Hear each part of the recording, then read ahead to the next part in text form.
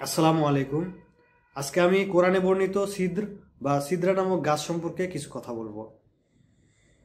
মধ্যপ্রাচ্যে এবং পার্শ্ববর্তী এলাকায় এই গাছটি পাওয়া যায়। এই গাছটিকে আরবিতে সিদ্র বলা হয়, কিন্তু গাছের ফলটিকে বলা হয় নাবক বা নাবেক। এই গাছটির বর্ণনা কোরআন শরীফে আছে এবং কোরআন শরীফে 3 রকম সিদ্র গাছের কথা বলা হয়েছে। জান্নাতে আছে কাঁটাহীন সিদ্র গাছ, আর সপ্তম আসমানের সীমান্তে রয়েছে একটি সিদ্র গাছ। পৃথিবীতেও রয়েছে সিদ্র গাছ, যেটি কাঁটাযুক্ত এবং যার খাদ্য পুষ্টিকর হলেও খাদ্য হিসেবে যথেষ্ট নয়। এই গাছটি ইন্ডিয়া বাংলাদেশে পাওয়া যায় না বিধায় বাংলাদেশে অনুবাদে বড়ই গাছ বলা হয়েছে। সিদ্র গাছকে ইউরোপীয় ভাষায় বলা হয় লোট ট্রি, ফার্সিতে বলা হয় কুনার গাছ, আর হিন্দিতে বলা হয় মসিহ কা কান্টা।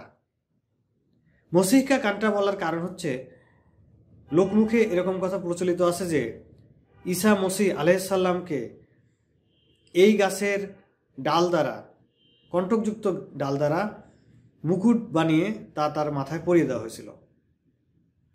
এবার আমরা নাবিক শব্দটি দেখব সুনানে নাসাইর একটি হাদিসে। এখানে সিদ্র গাছের ফলকে নাবক বলা হয়েছে।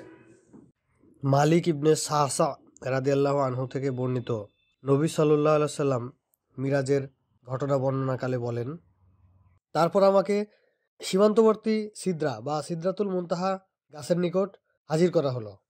তার নাবক বা ফল হাজর নামক জায়গার কলসির মতো এবং পাতাগুলো হাতির কানের মতো, এবং আমি দেখলাম যে তার মূল থেকে 4টি নহর প্রবহমান, 2টি অপ্রকাশ্য ও 2টি প্রকাশ্য।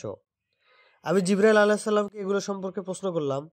তিনি বললেন, অপ্রকাশ্য নহর 2টি জান্নাতে প্রবহমান, আর প্রকাশ্য নহর 2টির একটি ফোরাত এবং একটি নীল।